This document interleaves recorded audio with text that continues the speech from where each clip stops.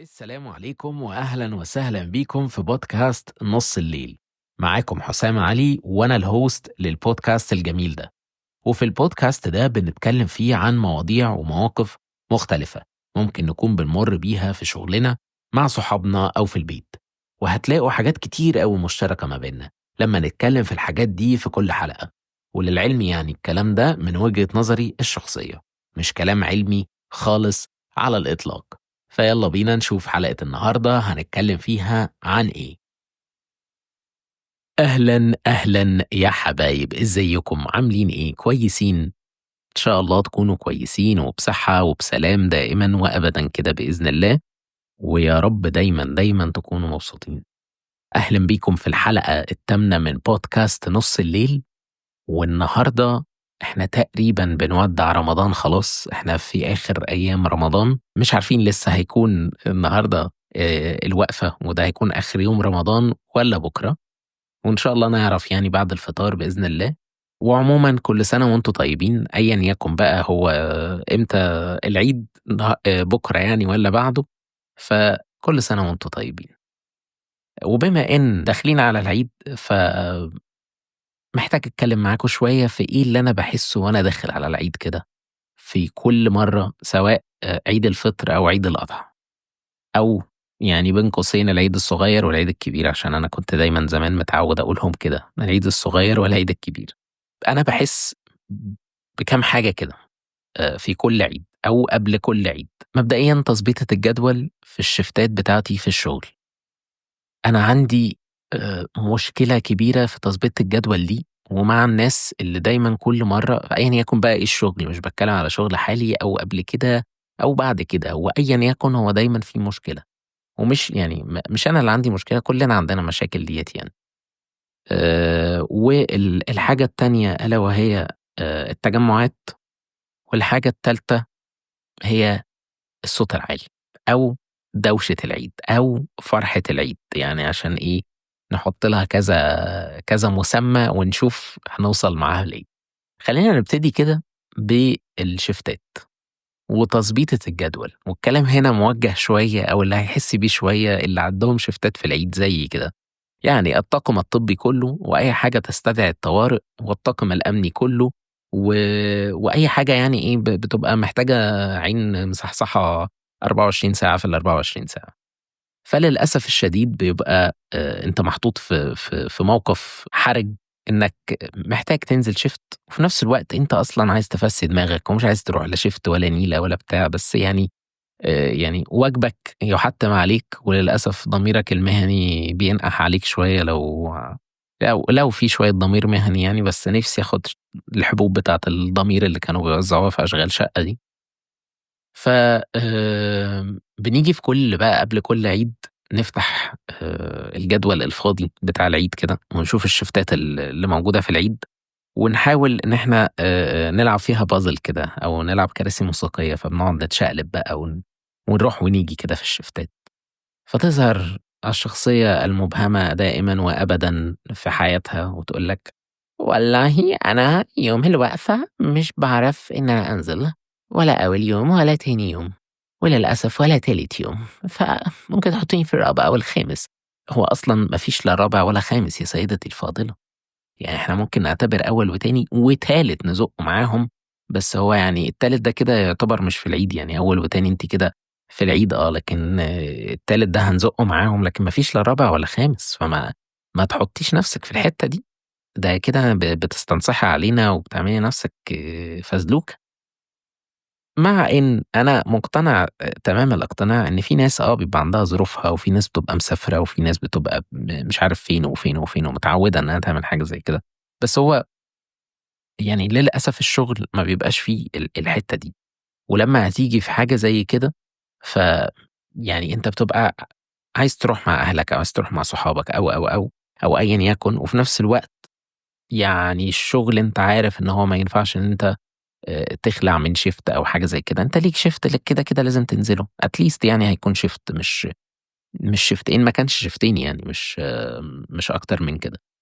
فضبّط حالك، وأنت عارف إن ده شغل، وفي الأول وفي الآخر أنت عارف إن هييجي العيد، وأنت عارف إن بيبقى عندك نبطشيات، وأنت عارف كل الكلام ده. فما تجيش كل سنة تتفاجئ لي. يعني ما الشخصية دي ما تجيش تتفاجئ كل سنة. والشخصية الأخرى بقى، الشخصية الأخرى الأكثر استفزازًا، السِتّة المتزوجة حديثًا اللي جوزها مطلّع هرمونات ذكورته عليها، وتلاقيها تقول لك والله أنا جوزي بيقول لي ما انزلش خالص، مش عارفة والله أنا عايزة أساعد يا جماعة، عايزة أساعد بس مش عارفة، وتحسسك بقى إنها إيه يعني بتطلّع فراشات، وإن قلبها مفتوح على الشيفت وعلى على الحياة العملية، وإنها عايزة تنزل معاكم والله يا جماعة بس جوزي والله جوزي. يا ستّي، يا ستّي ما تعمليش الحركات دول علينا، بلاش بقى الشوية دول. وإيه بقى، يعني إن ما كنتوش أنتم كteam متفاهمين وعارفين ظروف كل واحد والشيفتات بتتوزّع بسلاسة كده وبهدوء، يعني دي نقرة.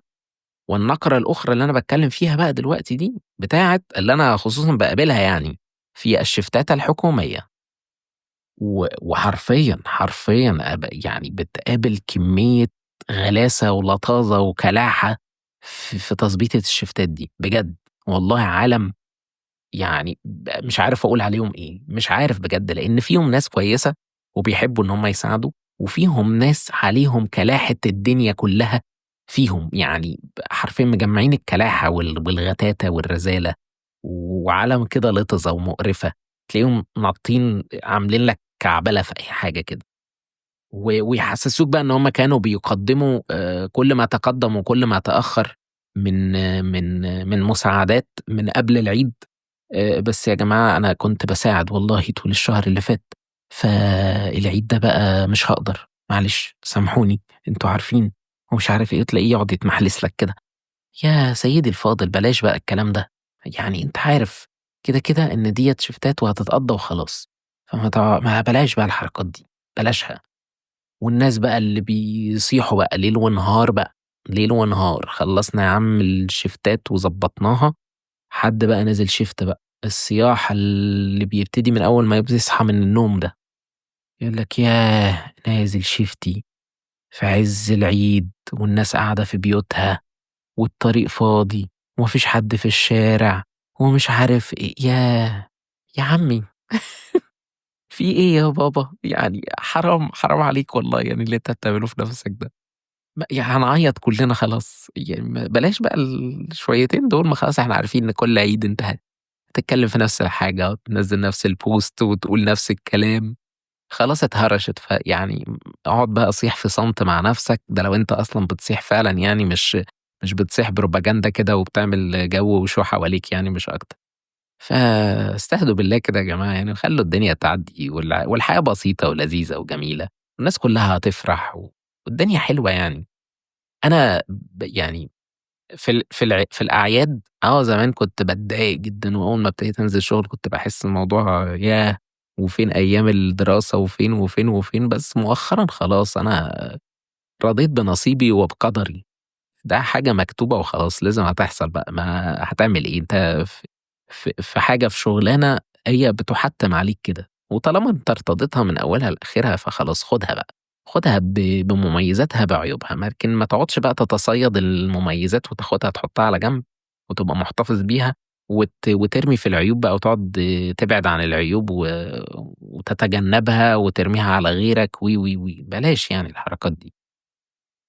حبّوا بعض كده، حبّوا بعض وخلّوا الدنيا لذيذة وفي تفاهم ما بينكم كده، هتلاقوا الدنيا حلوة وجميلة وإن شاء الله يعني الشيفتات بتعدّي على خير يعني.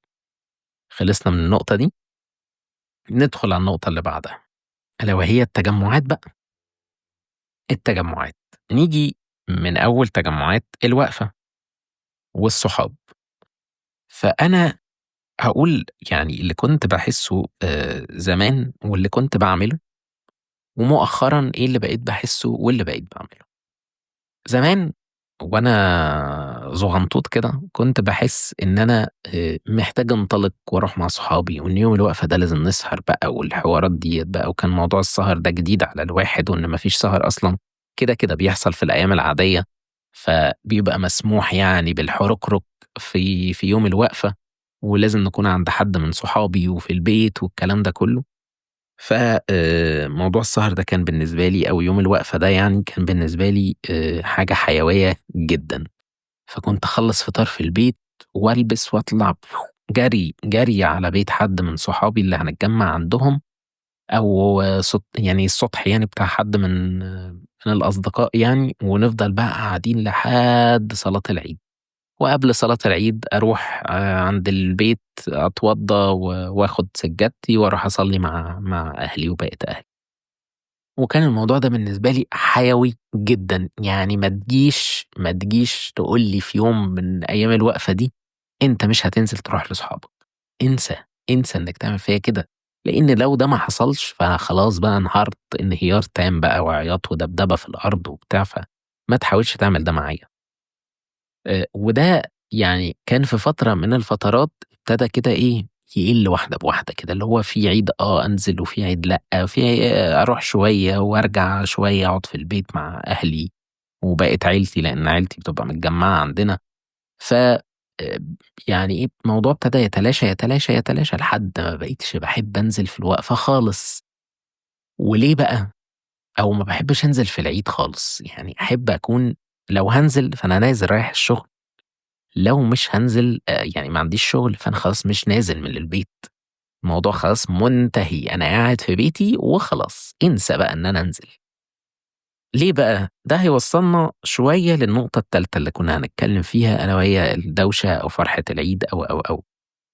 لإن أنا بقيت مؤخرًا حاسس إن الموضوع بقى فيه أفورة شوية، ما أعرفش ده كان موجود من فترة كبيرة والّا لأ، والّا زاد فعلًا مؤخرًا؟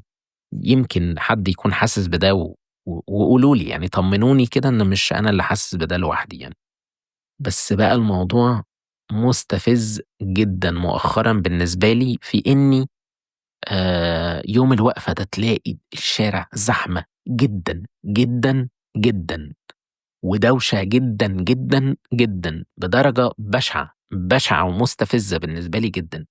أنا شخص ما باحبش الدوشة، وما باحبش الهيصة والزيطة والزمبليطة والحوارات دي كلّها.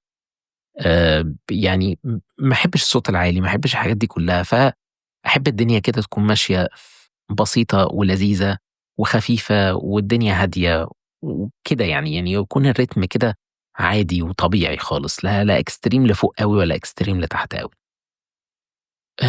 فبقيت باحس إن الوقفة والعيد ده كمية البشر الموجودين في الشارع يتعدّوا تقريبًا تعدادنا السكاني في مصر، ما أعرفش، بس بالاقي كَم رهيب من الناس، وخصوصًا بقى الشارع اللي إحنا فيه بقى زحمة جدًا ومليان محلات، وبقى الوضع صعب، وافتتاحات طول السنة، يعني تقريبًا المحلات ما بتعمّرش في نفس المجال، فتلاقيه اتوضّب في أقل من أسبوع وبيفتح الأسبوع اللي وراه في آخر الأسبوع اللي وراه، ويعني دايمًا يوم الخميس ده افتتاحات حوالينا لكل المحلات اللي حوالينا تقريبًا، ولو ما فيش افتتاح ففي الغالب بيبقى في عيد ميلاد لمحل من المحلات مثلًا.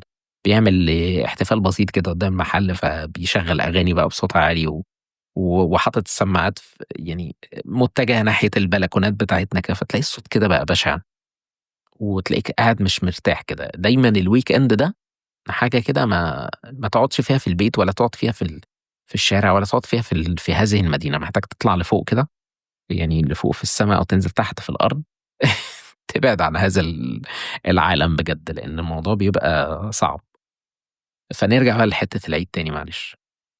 أنا في العيد ما باحسّش إن أنا مبسوط لو نزلت الشارع خصوصًا الوقفة، أظن بقية أيام العيد بتبقى الدنيا أهدى بقى بالليل شوية، يعني بيبقى في ناس في الشارع وكده، بس الدنيا بتبقى أهدى، المحلات بتبقى خلاص بقى قفّلت وأخدت أجازات، فما بقاش في حد بينزل أوي، بس حرفيًا يوم الوقفة ده بيبقى المحلات كلّها فاتحة لحد الفجر والناس كلّها في الشارع ودوشة وهيصة وبتاع، فالواحد بيحس إن هو خلاص لو أنا في الشارع في وسط الناس دي كلّها دماغي هتنفجر، هتنفجر من كتر الدوشة والصداع والدنيا دي كلّها.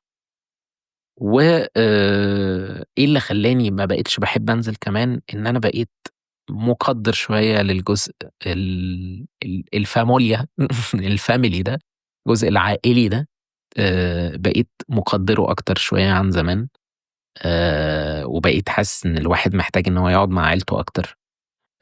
يعني بنشوفهم فين وفين. صحابك يعني ممكن تشوفهم طول السنة وهُم معاك في نفس المكان وبتاع، لكن عيلتك دول بييجوا بقى من محافظات مختلفة وبتتجمّعوا في مكان واحد فين وفين بقى طول السنة يعني، في رمضان مرّة، في العيد مرّة، في العيد التاني مرّة، فخلاص ما فيش تجمُّعات بسهولة يعني.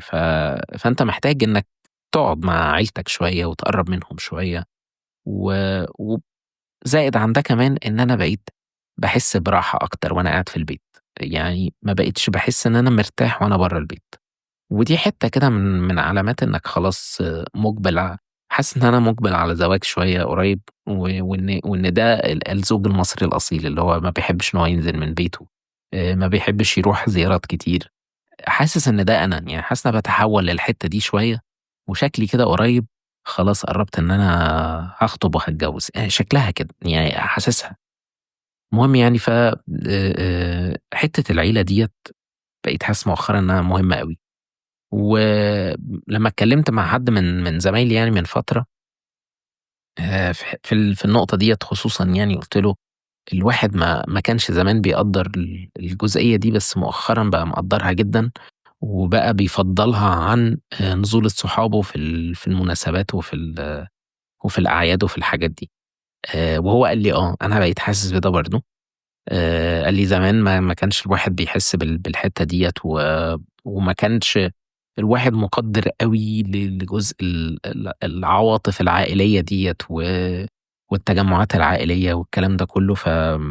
فقال لي: "أنا فعلًا برضه حاسس بنفس الموضوع ومش فاهم يعني ده سببه إيه؟ هل عشان إحنا كُنّا مقصّرين شوية زمان فحاسين بالذنب فبنعوّض ده دلوقتي، والّا ده العادي، يعني ده الطبيعي بتاع الناس كُلّها وده اللي بيحصل معاهم؟" قُلت له: "أنا حاسس إن ده العادي." plus عليها شوية حتّة إحساسنا بالذنب إن إحنا زمان ما كناش بنعمل ده، ومؤخرًا ابتدينا نحس بده فبقينا بنعمله أكتر وأكتر، وبنحاول إن إحنا نكون محافظين عليه يعني. بس يعني اختصارًا للموضوع في الآخر إن إحنا كلنا يعني محتاجين إن إحنا نقرّب لأهلنا شوية. أهلنا أصلًا بيبقوا حابين تجمعاتنا وقعدتنا معاهم، يعني دي حاجة ما تتعوّضش يعني يا جماعة. خلّيكم يعني حاولوا إنكم تقرّبوا لأهلكم شوية، سواء تجمعات عائلية، سواء أسرتكم البسيطة الصغيرة، مامتك، باباك، أخواتك، لو عندك أخوات يعني مامتك أو باباك، آآ اقعد معاهم وحاول إنك تقرّب منهم، خصوصًا بقى لو ما فيش تجمعات عائلية وما فيش حد هيقعد مع مامتك وباباك في البيت في العيد أو حاجة، أنت اقعد. صحابك هتنزلوا في وقت من الأوقات، هتقول لي أصل نزولة العيد ما بتتعوضش، إيه اللي يعني اللي هيحصل؟ طالما أنت يعني هتقابل صحابك بس، فصحابك هتقدر إن أنت تروح تقعد معاهم، بس أهلك هتحس بعد وقت من الأوقات كده إن ده ما كانش يتعوّض. يعني مش عايز أدخل في الحتّة ديّة أوي يعني عشان بس ما تكونش حساسية أوي، بس يعني في وقت من الأوقات كده آآ الفقدان هيحسّسك إنّك كان لازم تعمل ده، ما تخسروش وعشان ما تندمش عليه فيما بعد يعني. عمومًا كل سنة وأنتم طيبين، ومش عايز أطوّل عليكم أكتر من كده. كفاية أوي يعني الحتت اللي إحنا اتكلّمنا فيها دي، ممكن أبقى أتكلّم باستفاضة بعد كده في نُقط ما معيّنة يعني، بس كفاية أوي اللي إحنا اتكلّمنا فيه لحد كده. وإن شاء الله يكون عيد سعيد عليكم وعلى أسركم وعلى حبايبكم وعلى كل الناس اللي تعرفوهم. كل سنة وأنتم طيبين.